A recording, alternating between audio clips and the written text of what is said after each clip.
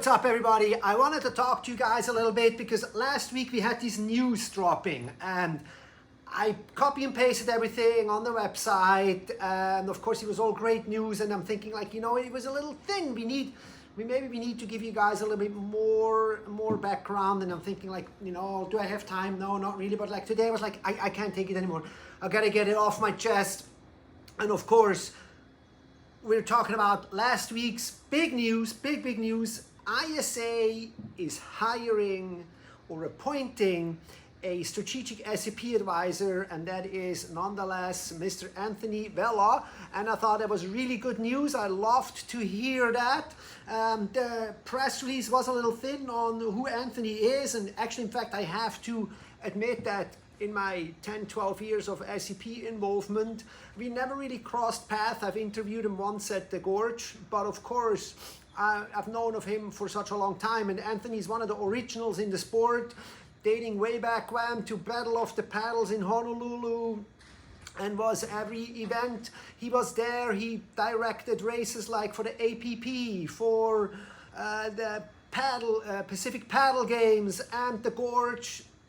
So wealth of knowledgement there, and it's great to see that the ISA is looking towards a person like him to look for advice and what to do. And of course, we've seen in the press release also they're looking at event planning, race formats. So of course, that's right down Anthony's alley as an event organizer. I'm pretty sure there has been many discussions over board length, race formats, rules, and so on.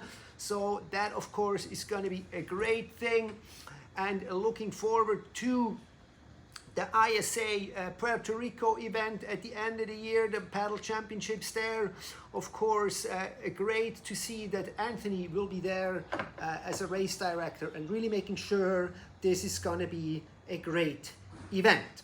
Now, of course, we are also wondering what is happening on the ISA side with this, because I found there the whole press release was a little watery. We weren't really told what's going on. They're looking, of course, to broadening their footprint in SUP around the world. There was also mentioned that he's going to be working with Casper Steinfoth, vice president there, or at least by title. So what is the ISA going to do with this? I hope a whole lot more than just race director for Puerto Rico, because right now, if you're looking, we still have this battle going on between the canoe side and the surf side, and there is like this barometer, this kind of barometer that is teetering towards one and the other. And we've said this 1,000 times, the lack of communication on the ISA side is really pushed the community over towards, I'd say, or move that needle slightly over towards the canoe side of the sport, even though most of us that been in the SUP sport are really not with the canoe. That's really not who we are.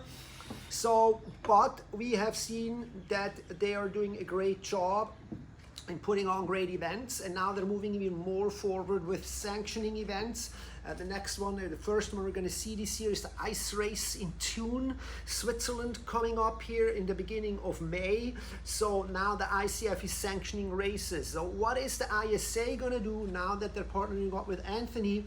What can they do? I know the ISA is together with the APP, so they have a great platform there. And I think if they could marry each other or move a little closer there, I think that might be very helpful. You guys can see the videos that we had with Tristan Boxford a few weeks ago when we were talking just about that, where he was mentioning maybe more of like the mixture of the cultures, and that's of course another great article coming up in my print magazine where we are talking about the cultural shift in SUP. So what's going on there? We don't know. We had an interview with Fernando last few months ago, where we also talked about that. You guys can find it on my website and YouTube.